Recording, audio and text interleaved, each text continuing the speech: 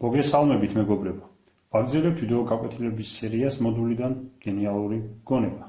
დღეს გვექნება რიგით მეოთხე გაკვეთილი. რა არის ყველაზე სუსტი რგოლი ნებისმიერ გეგმაში? თქვენ უკვე შეადგინეთ სამოქმედო გეგმა და დროა დაიწყო თავად მოქმედება. მაგრამ როგორც წესი, გეგმების უმეტესობას არასდროს არ უწევია განხორციელება. რატომ? იმიტომ რომ ყოველ ჯაჭვში არის სუსტი რგოლი, რომელიც წყდება ხოლმე და გეგმაც იშლება.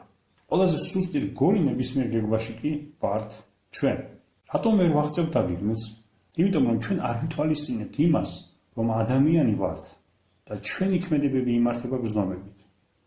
ჩვენ ეს უნდა გავითვალისწინოთ და აბსოლუტურად ნათლად გვესმოდეს, რომ მიზნის მიღწევა მხოლოდ იმ შემთხვევაში შეგვიძლია, თუ განვისდით დადებით ემოციებს მიზნისკენ მიმავალ გზაზე.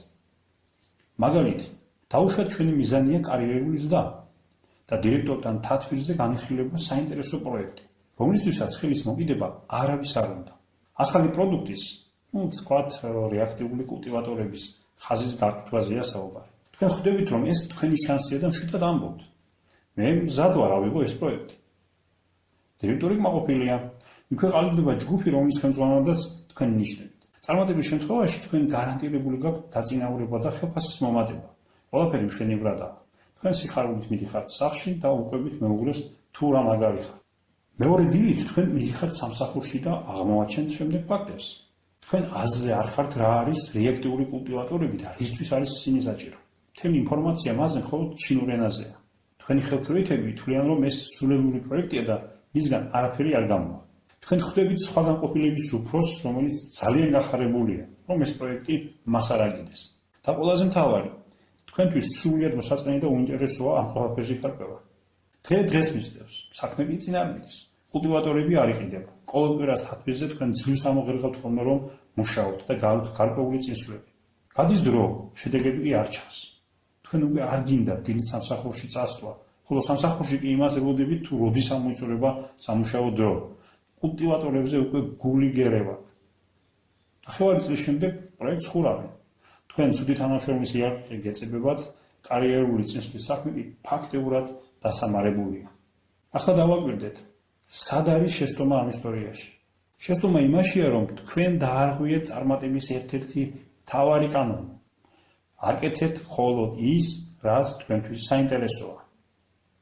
ამ შემთხვევაში კი თქვენ თავიდანვე წამგებიან პროექტში ჩაერთეთ. ეს შეცდომა ძალიან გავრცელებულია. მიზეზი ის არის, რომ სკოლაშიც და უნივერსიტეტშიც აქცენტი სასწავლო ამოცანების ამოხსნაზე კეთდება. იქ თქვენს პიროვნებას არ აქვს მნიშვნელობა. სამკუთხედის კუთხეთა ჯამი 180 გრადუსია მიუხედავად იმისა, თუ რა ხასიათზე ხარ თქვენ. მაგრამ აი ცხოვრებისეული ამოცანების ამოხსნა კი არა უბრალოდ დამოკიდებულია ჩვენს განწყობაზე, არამედ უფრო მეტიც. თუ ნეგატიური ემოციების გავლენის ქვეშ ვართ, ჩვენ არათუ ვერ ამოვხსნით ამ ამოცანას, არამედ შეიძლება კიდევ უფრო დავამძიმოთ სიტუაცია. სწორი და ეფექტური მიდგომა მომარაობს შემდეგში. როცა ვიწყებთ აზროვნებას, ვიწყებთ მას საკუთარი თავიდან. პრობლემის გადაჭრაზე ფიქრის დაწყების წინ საკუთარ თავს კითხეთ შემდეგი რამ. რამდენად საინტერესოა ეს პირადად თქვენთვის? რამდენად ხართ მზად მთელი არსებით ჩაერთოთ ამ საქმეში? იქნება კი თქვენთვის საინტერესო არა მხოლოდ შედეგი, არამედ მისი მიღწევის პროცესიც. უპასუხეთ ამ სამ შეკითხვას. წინანდელ შემთხვევაში შეიძლება მოხდეს შემდეგნაირად.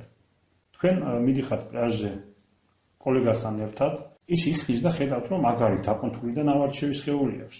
თქვენ შეკითხვაზე თუ როგორ მოახერხა, ეს პასუხობთ, რომ ფიტნეს კლუბში დადის. თქვენ იქვე გადაწყვეტათ, რომ ივლით მასთან ერთად სავარჯიშოთ. დარბაზში მისული ხედავთ, რომ იქ უამრავი ნავარჯიშები ადამიანია და თქვენ ძალიან მოგწონთ იქაურობა. მოგწონთ თუ როგორ გამოიყურებიან ისინი და ფიქრობთ, რომ მალე მათსავით სპორტული აღნაგობის სხეული გექნებათ. მაგრამ როგორც კი რეალურად დაიწყებთ ვარჯიშს, როცა იგრძნობთ ტკივილს კუნთებში, მაშინ თქვენი სურვილი ვარჯიშის გაგრძელებისა მკვეთრად კლებულობს. თქვენ მხოლოდ იმაზე ფიქრობთ, როდის დასრულდება ეს ყველაფერი. ამასთანავე თქვენ ცდილობთ ჩაერთოთ საუბრებში სხვებთან, მაგრამ მათი საუბრები სათნო პროგრამებზე, კალორიებზე, დიეტებზე თქვენთვის ძალიან მოსაწყენია.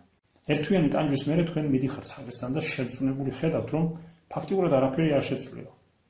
არც წონაში მოგიკლიათ, არც კუნთები ჩანს, არც ხიბი არსად გამქრალა. სხვაობა ის არის, რომ ახლა უბრალოდ უფრო დატანჯული გამომატყუება გაქვთ. გამოდის, რომ ერთი თვე ტყუილად იწვალეთ. განსაკუთრებით საშინელი სურათი გვაქვს, როცა ადამიანი საერთოდ არ ფიქრობს საკუთარ თავზე. უბრალოდ იღებს რაიმე სხვის რეცეპტს და ცდილობს თვითონ მოერგოს მას. მაგალითად, მან შეიძლება აიღოს ასეთი რეცეპტი. თავარია ბევრი იმუშაო და გამოიმუშაო ბევრი ფული. ასეთ შემთხვევაში ადამიანებს სად არის იმუშაოს დღე და ღამე. ის მუშაობს ხშირ შემთხვევაში 2 სამსახურშიც კი. მთელ თავის ძალას და ჯანმრთელობას დებს დაუსრულებელი ვდირთხების ბოლაში. არ არის დასვენების დრო, არ არის ავადმყოფობის დრო. მთელი ცხოვრება ასე ტრიალებს, იფიტება ფიზიკურად და სულიერად, იცლება ბოლომდე ენერგიისგან და რისთვის სჭირდება ეს ყველაფერი. შეიძლება ისე მოხდეს, რომ გამოიმუშაო და დააგროვოს ბევრი ფული პენსიაში გასვლის ასაკისთვის. მაგრამ არ შეჭრეს საიმისო ძალა და ჯანმრთელობა, რომ დატყვეს ცხოვრებით. მაგრამ ეს ყველაფერი არ არის. თქვენი ყველაზე საუკეთესო გეგმაც კი შეიძლება ჩაიშალოს იმის გამო, რომ თქვენი ინტელექტი შეიძლება უბრალოდ გამოირთოს. დიახ, უბრალოდ გამოირთოს, გაეთიშოს. ეს გავს შუქის გამორთვას ოთახში, როცა უცებ ჩამოვლდება, გამოირთვება კომპიუტერი, ტელევიზორი, მაცივარი და არ იცი რა უნდა ქნა. ამიტომ საჭიროა ვიცოდეთ ინტელექტის გამორთვის მიზეზები. ადამიანში არის სარეზერვო მექანიზმი ასეთი ექსტრემალური სიტუაციებისთვის. და ეს სარეზერვო მექანიზმია ემოციები. დაიმახსოვრეთ, ემოციები თიშავს ინტელექტს. ამიტომ ყურადღება მიექციეთ ერთ რამეს. იმ დროს, როცა აპირებთ რაიმე ამოცანის გადაწყვეტაზე მუშაობას, უნდა იყოთ დამშვიდებულ მდგომარეობაში. თუ არა, გადადეთ ეს ამოცანა იქამდე, სანამ არ დამშვიდდებით. ყველაზე ადვილია დამშვიდდე, როცა გრძნობ რომ მართავ სიტუაციას. თვითონ ეს კონტროლის შეგრძნება საკმაოდ სასიამოვნოა. ამიტომ ნებისმიერ სიტუაციაში ადევნეთ თვალყური თქვენს სულიერ მდგომარეობას. გახსოვდეთ, თუ პანიკაში ჩავარდებით, ეს მხოლოდ გააუარესებს სიტუაციას.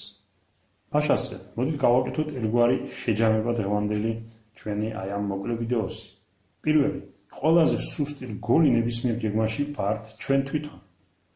მეორე, როცა ვიწყებთ ცხოვრებისეული ამოცანის გადაწყვეტაზე მუშაობას, უნდა დავიწყოთ საკუთარი თავიდან. მესამე, გვახსოვდეს, რომ ემოციები თიშავს ინტელექტს. ამიტომ ამოცანის ამოხსნაზე მუშაობა უნდა დავიწყოთ მხოლოდ მაშინ, როცა ვიმყოფებით მშვიდ გაწონასწორებულ მდგომარეობაში. ახლა კი განვიხილოთ სავარჯიშო, რომელიც გვექნება დავალების სახით აი ამ ვიდეო გაკვეთილისთვის. აიღეთ თქვენს მიერ წინა ეტაპზე მიღებული გადაწყვეტილებები და უპასუხეთ შემდეგ შეკითხვებს. რამდენად საინტერესოა ეს პირადად თქვენთვის? რამდენად ხართ მზად მთელი არსებით ჩაერთოთ ამ საქმეში? და მესამე, იქნება თქვენთვის საინტერესო არა მხოლოდ შედეგი, არამედ თავად მისი მიღწევის პროცესიც. უპასუხეთ ამ შეკითხვას თქვენს მიერ წინა ეტაპზე მიღებული გადაწყვეტილებისთვის და გაგვიზიარეთ თქვენი შედეგები Facebook-ის დახურულ ჯგუფში. მე კი დროებით გემშვიდობებით და შეგახსენებ თუ რა გვექნება მომდევნო ვიდეო გაკვეთილში.